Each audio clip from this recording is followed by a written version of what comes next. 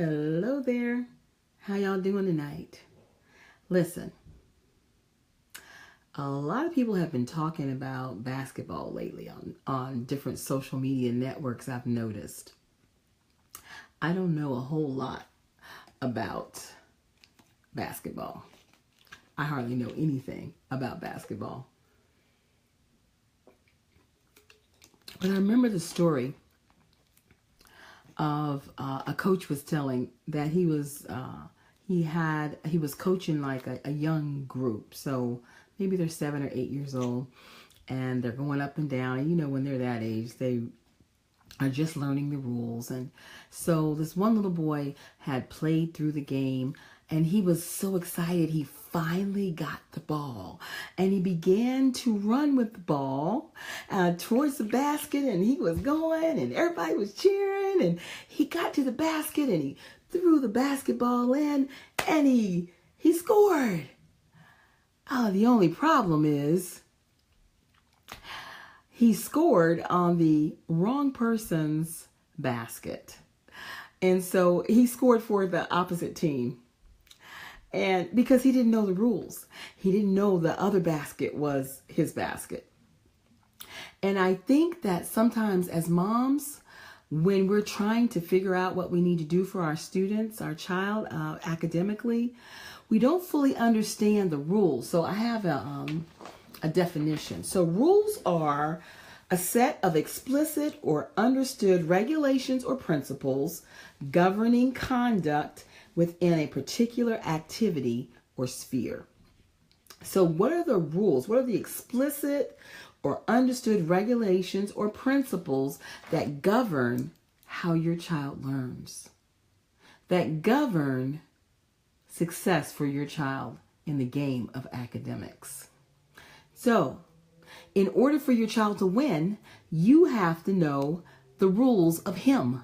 You have to know the things that work and the things that don't work.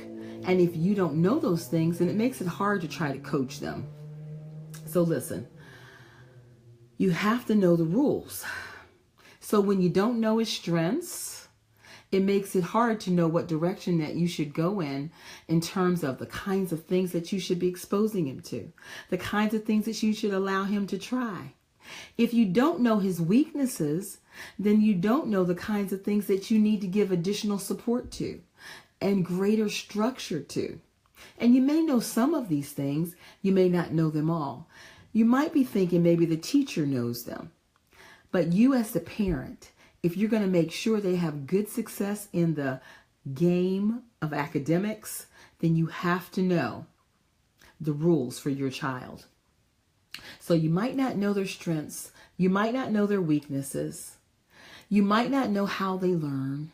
You might not know the type of teacher that they need to have that will connect with them and help them to get whatever that subject is. Let's see. Let me think. You might not know what kind of academic setting they need. And so if you don't know those things, it makes it hard to help make sure that they are successful and that they win the game. And so as a parent, there are things that we have to know about our child. We actually have to study them, just like a coach studies his players and is able to tell the player, this is what you do. This is your strength. So I want you to play this position. This is your weakness. So I want you to stay away from that area. When we understand those things, we can tell our children those things and we can help them to be successful. But without that direction, we're all just frustrated. You're frustrated. They're frustrated. We've come to the end of a school year. And so how did you guys win? Can you say that you ended well? Was this a good academic year? Or was it a struggle? Are you pulling your hair out trying to figure out what to try next because you keep trying things and they're not working? What's your grade? What kind of grade did you guys get this year? If you feel like you could have done better, but you are struggling with trying to figure it out, it's because you don't know the rules. You don't know the rules of your child yet. You know some of them.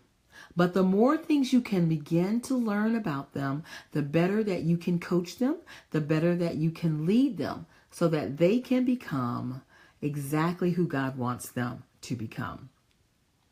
So I have a challenge for you tonight. The summertime is a great time to look back over your school year and figure out what worked and what didn't work. The summertime is a great time to talk to your child and ask them questions. I've had a couple of parents call me this week because their children are asking them to homeschool them. For some of you, you're thinking, homeschool? What in the world is that? The images of it in our society sometimes are negative. The images are of people that are not socialized, or they're kind of quirky or weird or strange. But let me tell you, in the United States of America, there are a lot more people who are choosing homeschool for their children for a lot of reasons. It's an academic option. Some parents choose it because their children need a smaller classroom size. They need one-on-one help. They need to be able to focus in. They need less distractions. They need to be able to work on the things that are strengths for them. They need to be able to shore up areas that are weak. And homeschooling allows you to be able to get right to the areas that that student needs. My husband and I, we actually homeschooled our children from kindergarten through 12th grade. And I am here to tell you, at the time, I thought it was the greatest sacrifice I could have possibly made. But in time, I realized that it was a privilege, and it was exactly what my child needed, what all three of our children needed. In fact, not only did they need it, it wasn't just for them. Homeschool helped our family to connect more. It helped us to be able to transmit our values to our children.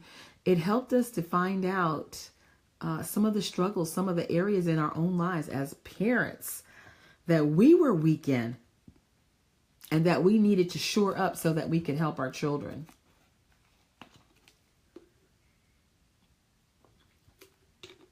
Just because this school year didn't turn out as well as you would have liked doesn't mean you're stuck or that you have to do it all over again.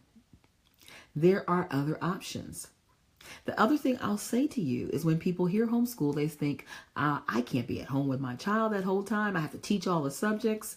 That's not homeschool for everyone. For some people, it's mom and the child sitting at the table getting it done. For others, they send their children to group classes, and some people call them co-op classes, where there are tutors that actually teach the students subjects like chemistry or math, algebra or American history, photography, or computer technology. And then there are places, homeschool learning centers, that you can actually bring your child to, and there are tutors there that can help them with those areas. Listen, I don't want to try to teach my child chemistry if that's not my strength. I want to find a tutor who's very good at that and has a passion for it and can do that.